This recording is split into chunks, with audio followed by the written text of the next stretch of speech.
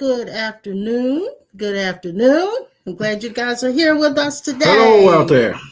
We are the Sawyers, and I'm glad to see you all coming in. You guys came in on time today. Deb was the first one. She's the early bird. You was hungry, wasn't you? You were hungry, wasn't you, Deb? And here comes Toni right as a runner-up. She's right behind her. Or he's right behind her.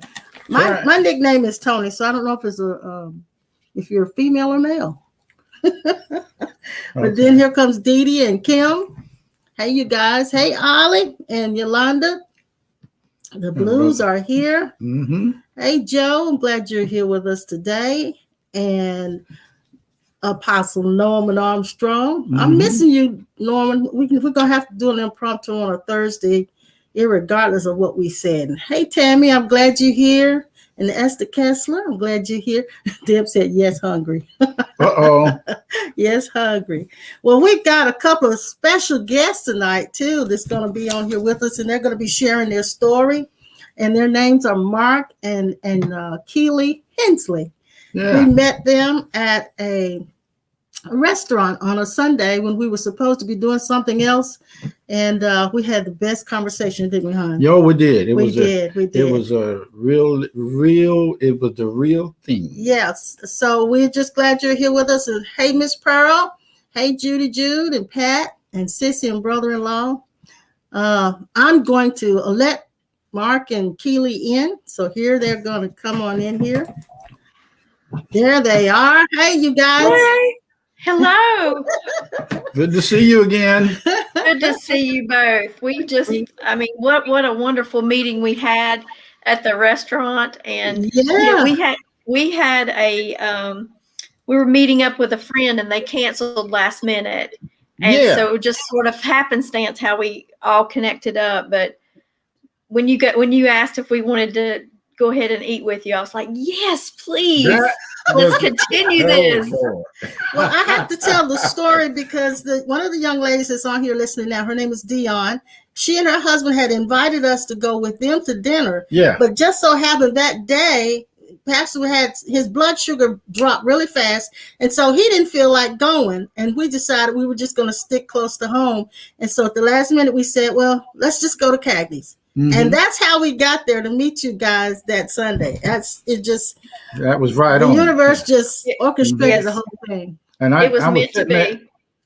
What'd she say? She said it was meant to be. Yeah. We were sitting there at the table and they come on me. I said, I think I'll go back out there and ask them. And it seemed like the right thing to do. It did. When you do the right thing to do, you do the right thing you do because you want to live to be 142. Oh, yes, I hope you guys have had a good day. I'm going to do a quick meditation, not a long one, but just something to kind of get us all into the right mindset and center it in. So if you will, don't multitask. And I'm not just talking to Mark and Keely. I'm talking to all you guys, not to multitask right now, but to pull your attention into what we're actually doing and saying. So I want you to repeat this after me, if you would. God lives in my heart as compassion. God lives in my heart as compassion. Yes, you can say it with me if you like, Keely. God lives in my heart as the willingness to serve. My God lives in the heart of the willingness to serve. My God lives in my heart as the willingness to give. My God lives in my heart as a willingness to give. God lives in my heart as patience and understanding. God lives in my heart as patience and understanding. God lives in my heart as peace during a crisis and emergency. I'm getting emotional on that one, so. That's fine. God lives in my heart as wisdom and answers and solutions. God lives in my heart as desire for truth. God lives in my heart as honesty and integrity. God lives in my heart as strength and endurance. God lives in my heart as love for life. God lives in my heart as fearlessness. Mm-hmm. I have no need to be accepted. You have no need to be accepted. I have no need to be approved of. Mm-hmm. I have no need to be liked or loved. I have no need to be admired or looked up to. I have no need to be respected and honored. I have no need to be recognized or agreed with. I have no need to be followed or nurtured. I have no need to be comforted or defended. I have no need to be supported or noted. I am acceptable. I am approved of. I am valued. I have no needs. I shall not want. And so it is. So it is. Now that pulls you right on in. Right on in. Right on in. Okay. So Keely and Mark, when we first met you guys, we talked about a lot of things, We but did. the one thing that kind of sparked it off was when you were telling us about what Mark had already been through physically. So Yeah, that was really if you something. guys can just kind of give us some mention of that. And Mark will step in when That'd be he fine. can or when he needs to. Okay. He does have some memory deficits since this happened. So I am his memory. I help Okay. him with that. That's So, the way it's supposed to be. That's the way it's supposed to be. So it was January 3rd of 2018, and we had went out that night to Red Lobster and got seafood. I woke up about 1 o'clock and I heard him getting sick in the bathroom, and I thought, well, maybe it was something he ate. He got scallops and I didn't, so I thought maybe it was something like that. And heard him kept getting sick, and so when he opened the door, I said, honey, are you okay?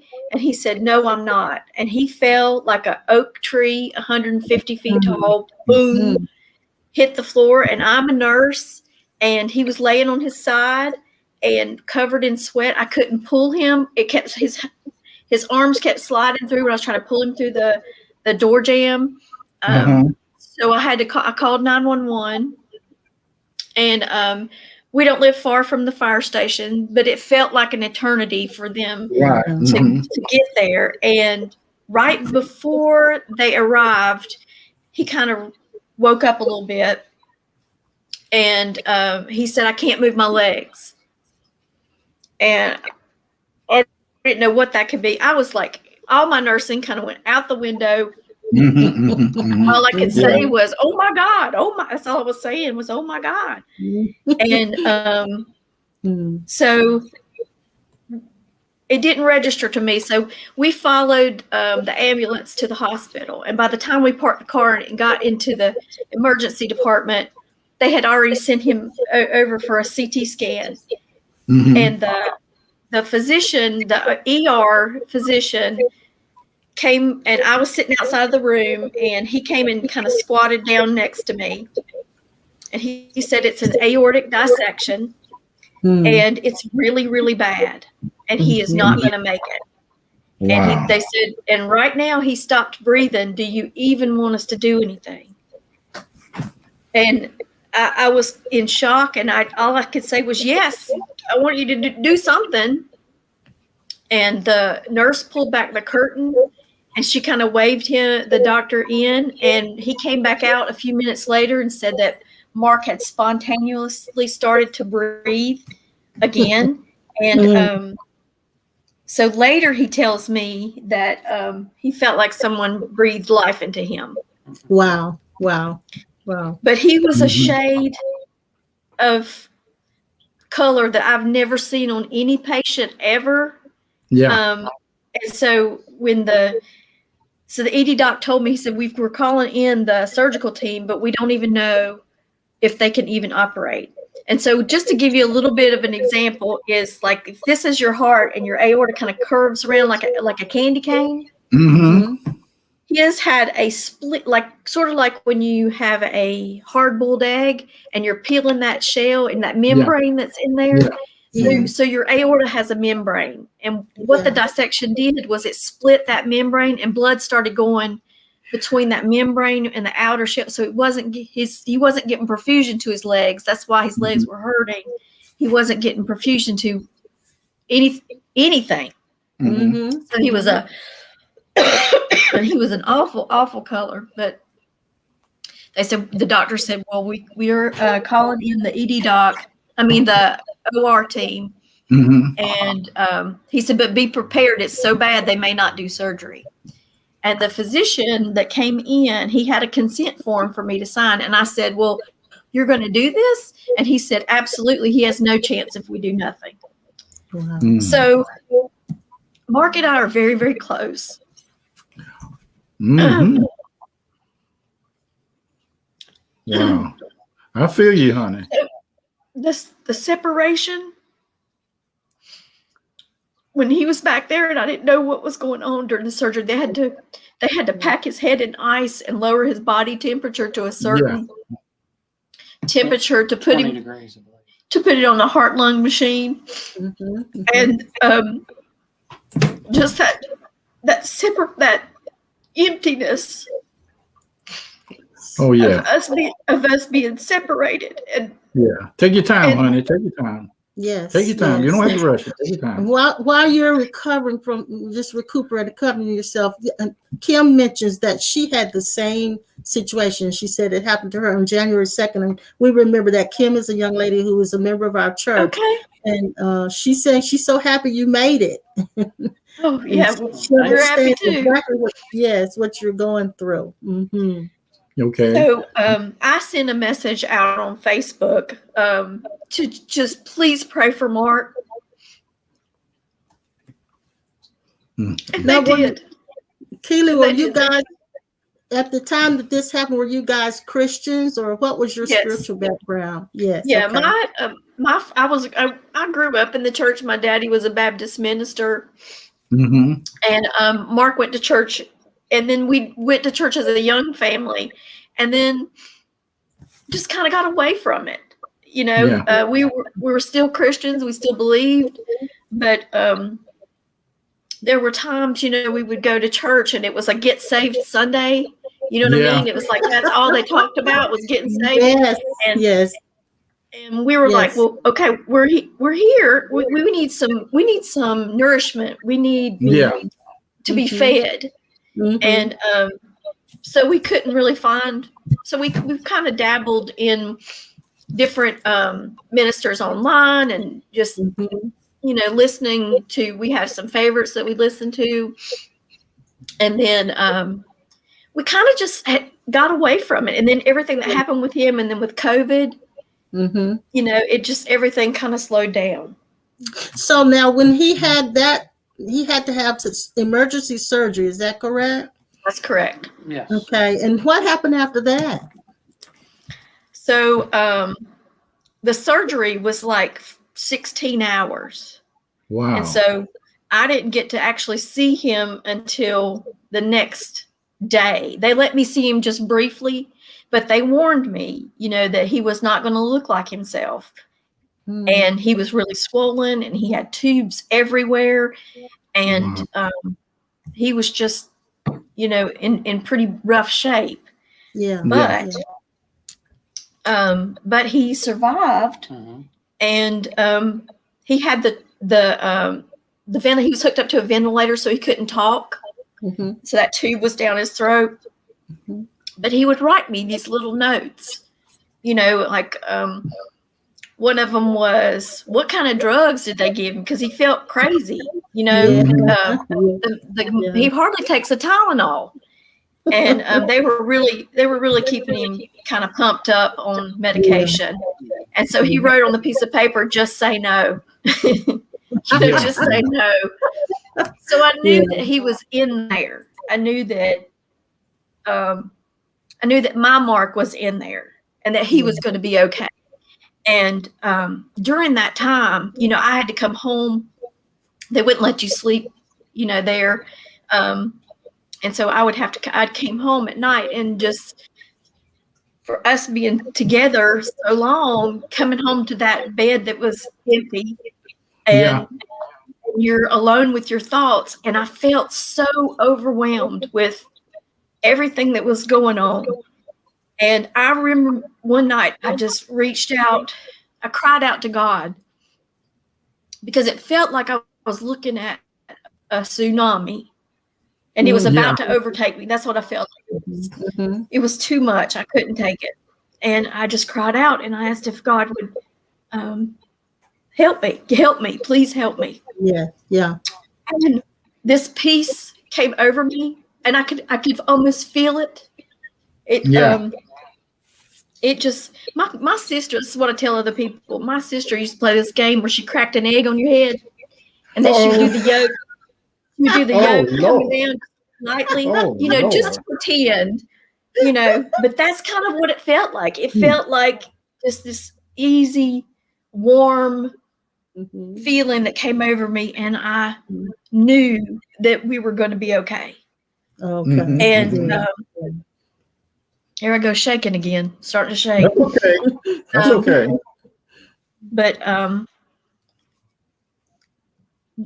God spoke to it. Eventually, he got put on a step-down unit, and eventually came home, and everything was good. But it was the year that the flu was really, really bad, and he got the flu, and I was like religious about checking his blood pressure and his fever, and he never had a fever, but he collapsed again at the house, and that's when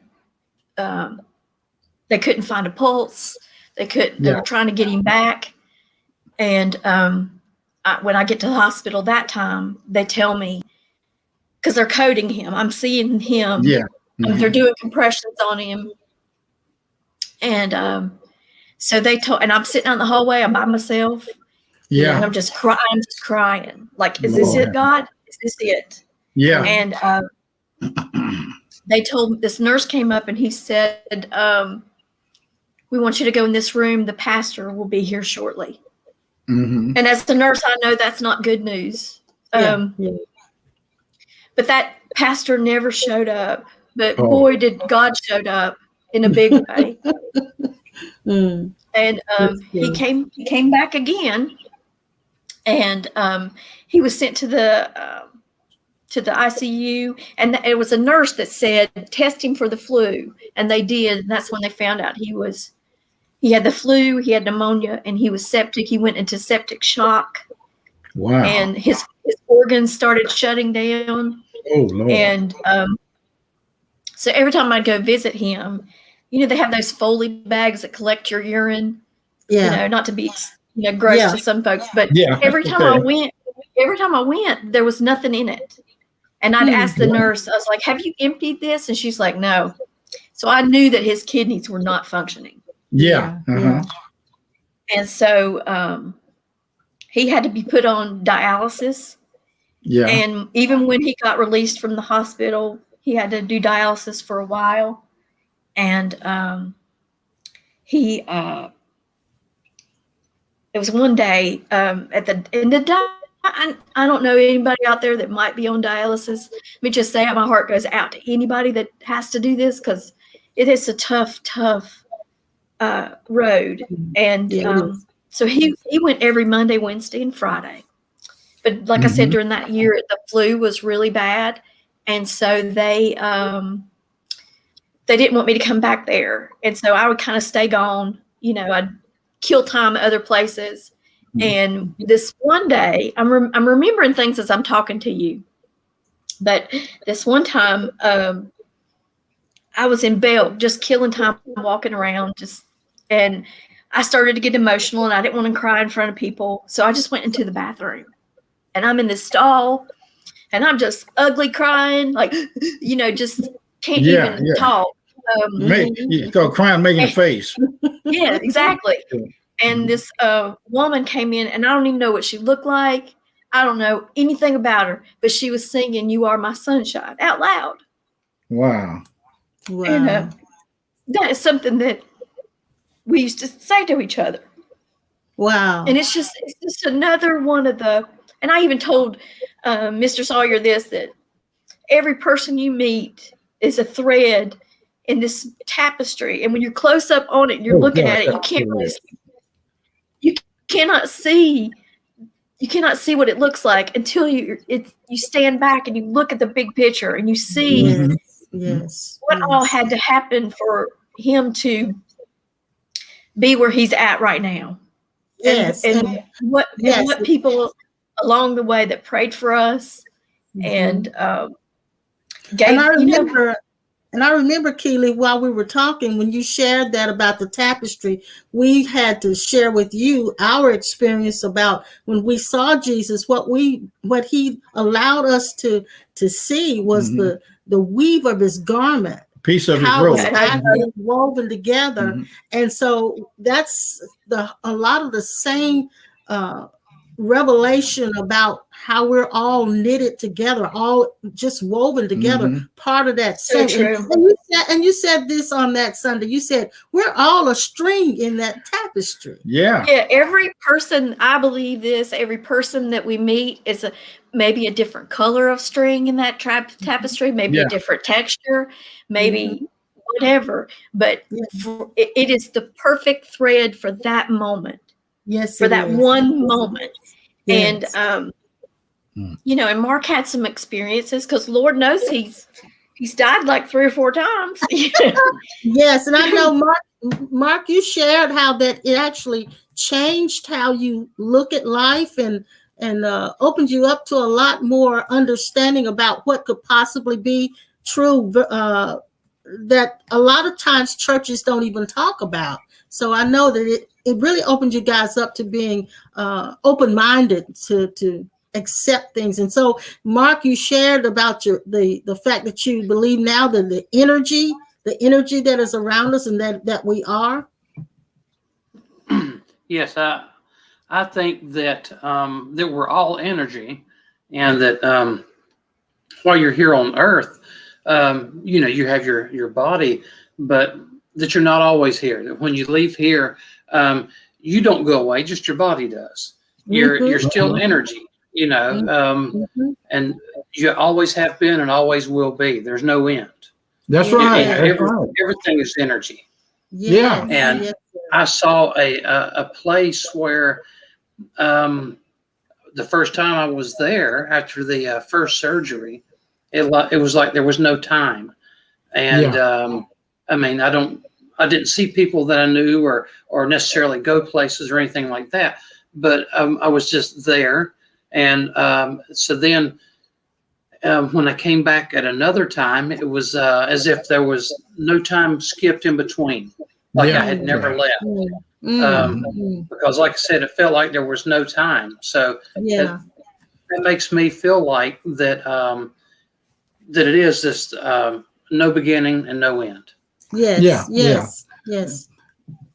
Okay. Now you guys, at the moment you sit down at the table with us,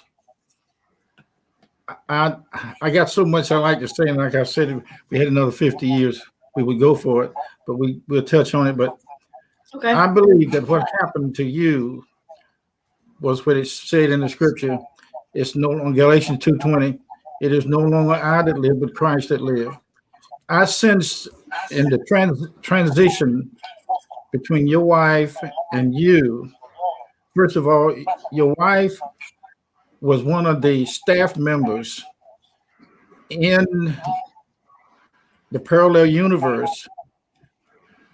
Before coming to Earth, you worked in the recovery station on the other side, and it was your schedule, it was your contract to come here into this, what I call the story in our present moment. And we know that there's only it's no Monday, Tuesday, Wednesday, just one big event we call six days. And I'm aware, and having been over there to visit this recovery station, having surgery, I've seen them take out parts of dark energy out of the soul and disperse it and replace it with light energy. Light. Really? That's fascinating. We call it the light life substance. People don't know that when you do certain things on this side of it, like smoking or something like that, it leaves burn places on the soul. It makes a hole, like a dark spot, and it damages. It damages the soul. And then a healthy soul is those that have come to be aware of this, and they are constantly in touch with the innerverse, outerverse, and universe that operates from within. So, sweetheart, you were one of those people over there, and I can see you now in the operating room, and you was chosen out of many energy bodies to replace. So that means you not only was nurse, you did some surgery on the other side, but you came here. But before you came here, you met your husband in many occasions and chose him, and he chose you. That this time we're gonna go down here to Cagney's restaurant, and so now all of this is built inside of you. This is made into the fabric of your being, that woven into the fabric of that cloth we're talking about of Jesus' robe. What happened to your husband was, while he was there in the bathroom and in the recovery or the emergency room, no longer I did live, but Christ did live. When he says, I was sick and you visited me not. I was hungry and you didn't feed me. And they asked the question, Lord, when were you sick and when were you naked? He said, if you've done unto the least of them, you've done it unto me. I think the church and a lot of religious people have misunderstood the actual appearing of Jesus, the Christ, in our form takes place once and for all in the definition of the word eternalness, infinite, and eternalness, infinite. And in that union, what happened to your husband was there was an exchange of suits. This happens a lot with children. They'll come into this dimension and they have contract themselves to visit the womb and to leave and let another light being step in, because at the moment of time change or the cycle of shift change, it was time for that shift to take place. And I'm aware. So you're saying that it's marked, but it's marked in a different energy. Yeah. Now the reason why, like we say, same cup, different cups, same juice. When you go to the clothing store and you want to try on a suit that you read or you heard about, you try on the suit. If it don't fit right, they'll measure you. Or if you get one, we call it building a suit, build one. Yeah. And you chose this body, but you a lot of people don't understand the mystical side of our identity as a Christian, not so much as a Christian. And these things that I'm saying to you now, or others are hearing, there is a place where you move from, like you said, I believe, when you say faith, what you were experiencing beyond faith and belief was facts, factualities. Came into reality. It was the reality that I am aware of who I'm looking at. They told me on the other side, with my personal experience, I wasn't sick or anything. It just took me over there, and I do it often. And they showed me how to see Christ as the eternal self in everybody I meet. And I was told, and looking at Jesus' hand instead of seeing the scar, I saw all the people in his left hand that was going to be met by me or him.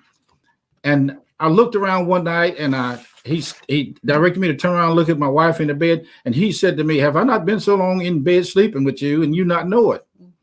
So I am very much aware, and I can see on your husband's face, behind his skin is another skin, but it is a substance of the Christ body, the light body, and it illuminates through you.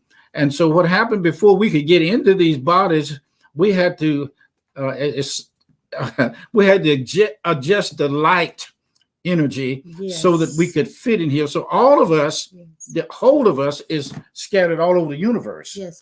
And Yes. it's called enlarged consciousness, Yes. awareness. Now, Judy is also a nurse, and she's saying that she said this is an amazing story. Thank you so much for sharing it with us and joining with our One Shared Life with God. So you see, Keely and Mark, that you guys are not abnormal. No, you know me. That this spiritual community is very open to those things that you're experiencing and embraces it. And so it's just good. I'm glad you had the courage to come on tonight. Thank you so and much. Share this with us. Thank you and so if you have much. more to share, feel free to do that. Feel free to do that. But I want to share some more with you, baby, about your husband. He what now? is a walking school. Yeah.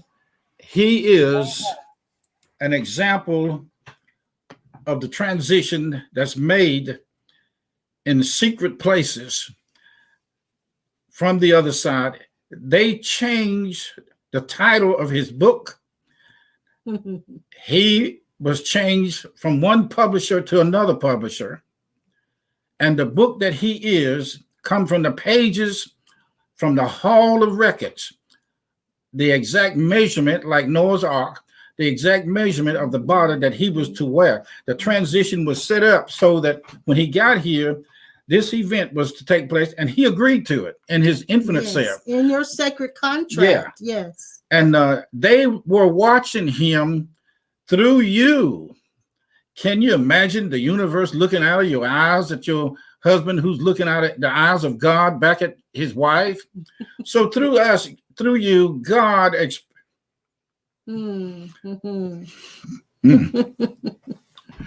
Oh, Lord. I'm talking this to you because what's I'm trying to choke these words and I can get it out. I am convinced, like being said to me on the other side, standing in a body of water, he said, "You know Jesus, don't you?" I said, "Yes." He said, "You met him in person, haven't you?" I said, "Yes." I'm talking to him now, to all these people names you see on the right side. And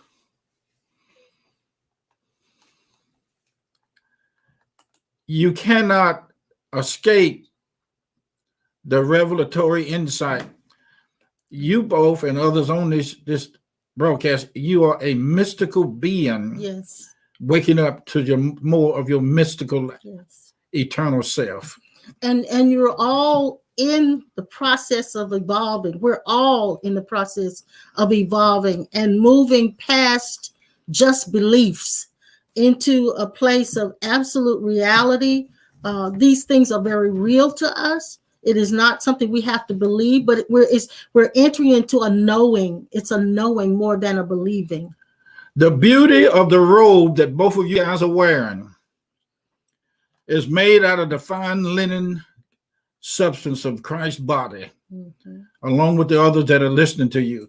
The people that are listening to you now, some of them know you, and what you call deja vu, if they would check it strong enough, they would recall the conversation that we've had before we came to earth. And people don't understand that before Jesus came to the cross to die, he rehearsed that.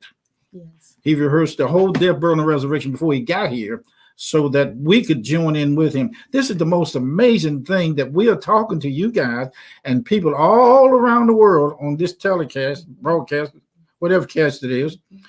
And I see a part of your husband's body like it had a cast on it somewhere in that evolution. Broke arm, broke leg, sprain. And I saw them, and I can see them fixing him up and repairing him to come here to take on this new lesson that you guys went through and going through, so that you could come tonight, this afternoon, this evening, and share this. It's amazing. It is amazing how y'all met each other, and the reasons are being revealed to us now. It is amazing. One thing that he is a different man. I've always loved my husband, but the one the one that was revealed after his surgery was a very grateful person and taught me a lot about being grateful. Wow.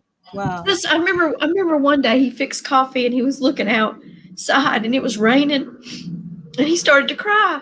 And I said, "What's wrong?" And he said, "It's just so good to see it." And it's the simple things. It's just the little thing. And when he was in the hospital, God spoke to me a lot through nature. And the one morning I woke up and I was so anxious. And it was real foggy outside. And I could feel God speaking to me. Just pay attention to what you can see. Yeah. Don't look too far ahead. Just because each step you take, more will be revealed. That's right. Yes. More will be revealed. And that's how we live our life now. And you know, things happen. When you said, Mark, you were standing and you looking out the window and you were crying, and I think that for some of us who are on this spiritual journey are trying to find that place that you entered into of seeing the good and the beauty in the simple things of life. And even though what you went through was so devastating, it brought you into a place where some others are still trying to get to, that sensitivity, that place of seeing the beauty in life. And some of us are struggling with that. So God has graced you to be able to have that experience. And I agree. Go ahead. Oh, I was going to say, I agree. And I feel like that with all the pandemic, for, all the stuff we had to go through for COVID-19, it doesn't really, you're limited on where all you can go, but it didn't affect me as much as it did most people because I don't go and do as many things as I used to.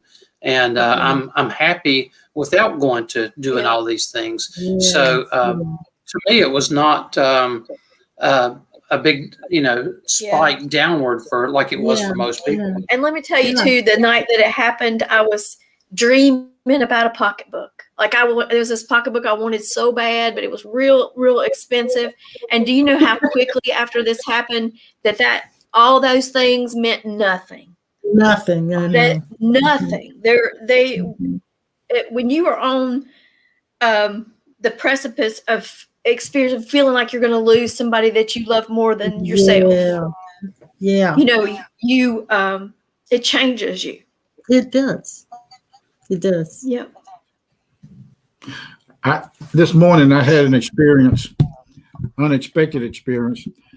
For the last few days, I've been going into the lower dimension, the lower realms of some of the whole lot of morbid stuff, but finding out who you are as an infinite being and practicing conversating and communicating with that part of you that is so close in your face that it has to be something of insight from the grace of your infinite self to be you turning around talking to itself through your conversation.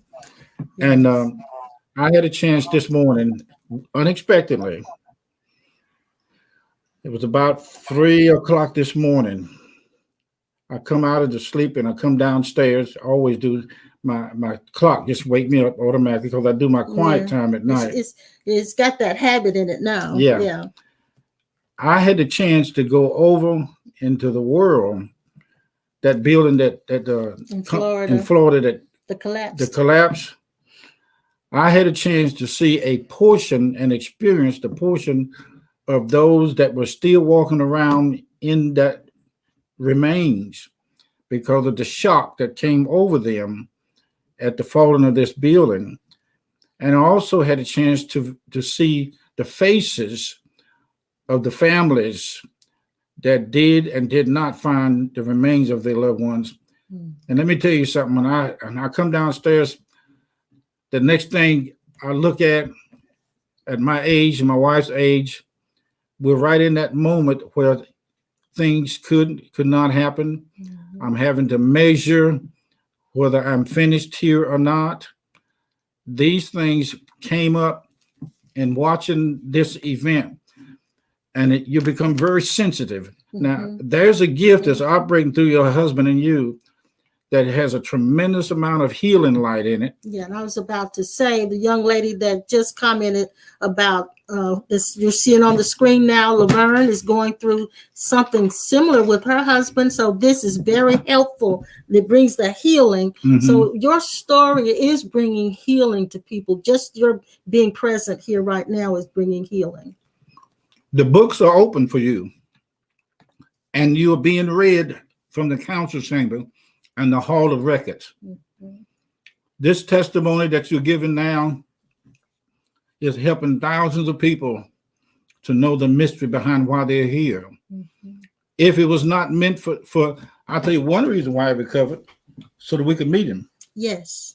So we could see you. And the message that you guys are giving all of us, and particularly me, is that to look at the things that are most important in life. What is most important in life? It's not the things like you were saying that the pocketbook meant it was fine, but in all of these materialistic things, that's fine. But the most important thing in life is our relationship with one another and being able to see the beauty around us, the miracles that are happening every day. Pure Presence said it is the waking up of knowing. And I can tell you something. I understand the Course in Miracles. I understand the scriptures to a degree, basically in the area that I was allotted to understand. The key to this mystery is you are the mystical side. All of us are the mystical side of Christ. And we're operating out of yeses. Yes. There's no no's, but all yeses. I walked in a room one time in the library when I had to speak for the near-death experience council in Raleigh-Durham. When I walked into the place where they were having the meeting, the whole room spoke to me and said yes. So you're in the yeses of God, and you are absolutely in the right place. There's a lot of things that I feel and sense in my inner self. A conversation going on with you and your husband, even at night while you sleep. I've seen angels come to the foot of the bed and they be talking about us. And I open my eyes and crack them just a little bit and I could see them at the foot of the bed. And one of the angels said to the other, shh, don't wake them up. Don't wake them up. Don't be too loud. And one of the things of waking up to your true identity, it does, is sharpen your senses. Yes, it does. And what we call in 1 Corinthians 12, the gifts of the Spirit, is really what is built and fabricated into the fabric of our being, of our light bodies, that the ego separates itself, says they are gifts that are given. But what has been given is our true self. We gave ourselves to this. Yes, we did. We did. We gave ourselves to each other because we are the each other in everybody else's each other. We are each other's other. Yes. But there's only one us. So true. That's only one us. Thank you so much. I said over and over again, thank you so much for coming into the story and deciding to wake up in the story. Yes. What happens to people when preachers don't understand this? I wish that some of them do. When you are called, everybody else is called. When you are called, the ones that came into the group of yours, group session to earth, they are called to stand with you and be with you, even through school. Everything that was used, everything that happened to you from the time of birth, even in the womb before you switched and came into this dimension. This was a setup. There is no such thing as defeat for us because we didn't come from a place into a story to be defeated. That don't even get on being defeated. Don't even get on our little bitty last nerve. And I know you. I've Yes. met you, Yes. and the strength of it. You guys are Oh wonderful. Lord, this is really something. This You're is really great. wonderful. This is really great. You're Well, wonderful. I really appreciate, this is the first time we've ever spoke about it publicly, about Really? what we've went through. Yes. Oh And boy. so I told you that day that we were kind of toying with an idea of talking about it, because you don't go through something like that without, you almost have an obligation to tell a story. Yeah. You know what I What- mean? And I don't mean that as like you're going to be punished if you don't do it. I just mean an overwhelming Thank you. sense of I got to do this. Me and my human self, I don't want to do it. Yeah. But you just got to, because like you said, somebody else might hear just That's it. one thing, one little simple thing that helps them. And we don't really see how we help each other, but we do. We all help each other. And I think another part of the message too, Keely and Mark, is that what you go through, anything that you go through, such as what you guys have had to experience, is there for, and designed to bring you into a place of, or a different kind of looking at life. It's to bring you into that awakening or enlightenment or whatever you want to call it. And it's also to give you a whole different concept of what God is, because God, and that's one of the reasons I did that affirmation that I did in the very beginning. A lot of people feel that God is a being inside of them, but God is all of those things that I mentioned. God is compassion inside of me. God is my willingness to help, my willingness to give. God is those things coming, those attributes coming through us, but we miss that, looking for God to be something big and phenomenal. Yeah. And we don't realize. And I think sometimes we think that what is our purpose, and we're always looking for our purpose, but sometimes our purposes on the outside look small, you know. Yes. But I cannot stress enough that, like, if you've never stopped and watched the sunset, or if you've never looked at the clouds and figured what shapes they made, or take a walk through the woods and not feel God's presence. Yes. If you haven't experienced that, then I highly suggest you try it. Because those little things, when your eyes are open to them, becomes the only thing that's worth living for. Yes. You know, it's the interactions we have with people like you, and even people not like you, that, you know, we're living in a tough time right now, and there's some mean people out there, and you know, and you just got to, the good has to outweigh the bad, and by staying silent, you're not, you know what I mean? You're not helping. Yes. Yeah. In beingness, alreadiness, absoluteness, I amness. In that I amness, I'm not almostness. I am actually there-ness, here-ness, alreadiness, absoluteness. You are the state of God in union. Yes. And in union, you are the investments that comes through the actual robe of Christ to be worn here, and eventually understand the mystical side of your birth. I sense him being born, and an unusual passage he crossed through in the womb to get here. It was an event that he could have and almost turned around and went back. But because of his commitment and dedication to the sacred script of coming here to do these things that you are preaching now, you're preaching now on the air as though you are one of the greatest apostles that ever lived and existed in this dimension. I know. But you're preaching it, and you must see this, because everybody's pulpit is not a mortar place, but it is a universe, and you're reaching the universe by telling your testimony by the thousands. And somebody that's listening at this tonight is catching on to the wind and the breath of the wings of an eagle that is flying under your wings and been used to transmit and to what it's a word Catapult. is catapult. Yeah, that's it. Yeah. And your hands still carry about in them the marks of the Lord Jesus. When I said Mark, I heard a name called Mark. I don't know what his name. name. Oh, that's okay. That's right. I heard it on the, That's his name. I heard it on the inside. I wasn't looking at the name, but I heard his name in it. That's Mark. Now Mark is his name. Yeah. When I heard Mark, I thought you were talking about one of the guys that drove a track and trailer that go to our church. But I forgot your name. Yeah, see, our special guest. Yeah, I didn't see it. I'm looking at the pictures inside of me. So I've heard that the voice of God is the voice of many waters.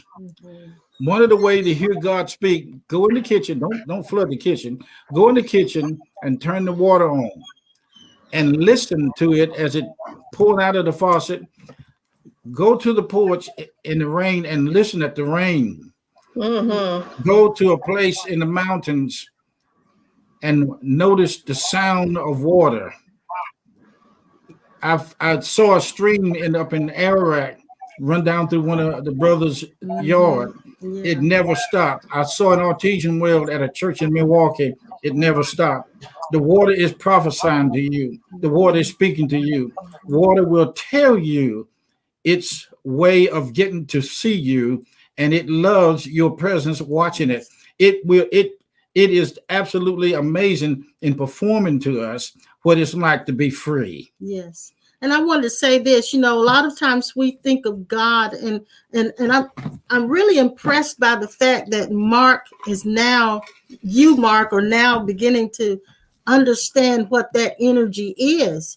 And so a lot of people in their pursuit of God begin to think of God as a being other than themselves. But God is that loving energy that is us, not just inside of us, but is us. And that same energy is the love and the ability to see things the way you see it. And so I'm just glad that you had those experiences so that you could come to this place. For you and Keely to come to the place that you are, many people are still struggling to get there. Yeah. But say that again, Keely. I didn't hear you. Go ahead, babe. It's okay. I said, I know this is going to sound crazy and hard to believe, but him going through that is one of the best things that ever happened to us. Oh, thank you. Thank you. And just, we couldn't say that in the middle of it. I couldn't say it in the middle of it. But when a bill was come due, money would show up in the mailbox. People that worked with Mark would call me and say, "How are you doing, Miss Hensley? Do you need anything?" And they had a pancake benefit for us here in Kernersville. And it just, okay. We have seen God through people. Yeah. And, just seeing God in every person that we came in contact with. It's been incredible. What's amazing about seeing God, my deja vu took me to a class that we had on the other side for coming here, and they taught me how to see him in people that did not know who they really were. Now, there's a big fuss about this because except if you have to come according to the camp mentality. Do you receive this? Do you believe this? If you believe this, you go all those rites of passage. Rites of passage. Yeah, all those rules. Yeah, yes. There is one imprint that is upon every last one of us in the universe. That imprint is that God kissed us. Yes. As the eternal, immaculate, conceiving, confession, acceptance. He put the thumbprint on our ancient Melchizedek order memory. And in that thumbprint, you can stand before with your true identity. You don't have to have no gift. Just the office of Jesus Christ would automatically bring to the forefront anything that needs to be subject to you based on your contract of being a new creature that existed from eternity's own. You'll never die. Yes, Mark, you're right. There's no such thing as death, and you will walk away from this suit. When you get through with it, you almost thought you did, but you ain't quite ready yet. Had to tell the story. Yeah, you had to be here. Thank you so much for dying to live. Yeah. That's a great way to put it. Oh, we have so enjoyed Lord, our conversation with you guys tonight, and Thank you. The comments are coming in. They were that's so nice. Blessed by your story, and it's just amazing that we had the opportunity to meet you too. I tell you, it's been good. It's just good. It has been good, and we got lots more stories to tell, all of us. Oh yeah. Well, we'll be in touch with each other. Yes, we will. Okay. Yes, we will. Please do. I instantly loved y'all. I mean, it's like inside of me. I can't even explain it. It's just like, I love them. Yeah, it's called wordless words. Yes, it is. Yeah. That's true. That can only be spoken by presence. Remember this: between every breath that you take to take the next one on the round, you die and come back just that instantly, just that quick. That's the reason why in sleep at night you leave your body, take a vacation from it.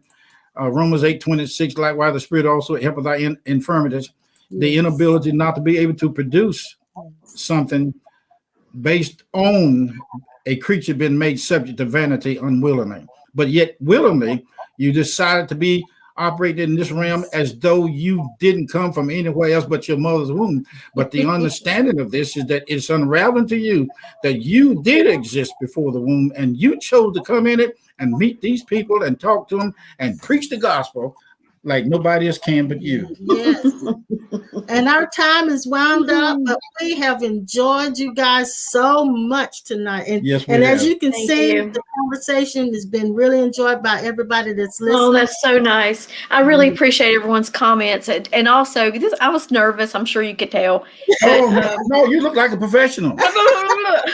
Yeah, you do. You look like you've been doing this a lot.